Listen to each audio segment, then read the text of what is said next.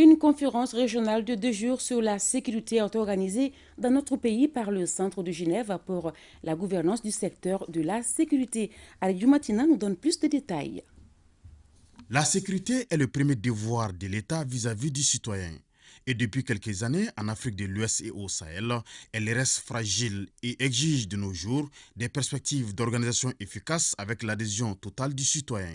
En vue de contribuer et favoriser la participation citoyenne à la gouvernance et à la coproduction de la sécurité dynamique régionale et approche nationale en Afrique de l'Ouest et au Sahel, le Centre de Genève pour la gouvernance du secteur de la sécurité DECAF initie cette rencontre régionale de haut niveau de 2 jours.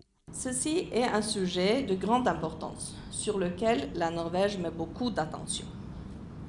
La sécurité sous-régionale nous préoccupe tous, si l'on est citoyen du Mali, du Burkina ou du Niger, ou un partenaire occidental. C'est pour cela aussi que la Norvège a décidé de cofinancer avec l'ambassade du Danemark le projet régional de paix et stabilisation au Sahel, le PSP, depuis plusieurs années. Participent à cette rencontre les institutions publiques, les organisations de la société civile, puis certains pays de la sous-région, le Burkina Faso, le Niger, la Côte d'Ivoire et le Sénégal. Une telle initiative en ces temps-ci, surtout pour le Mali, contribue à renforcer les différentes réformes en cours sur le plan sécuritaire.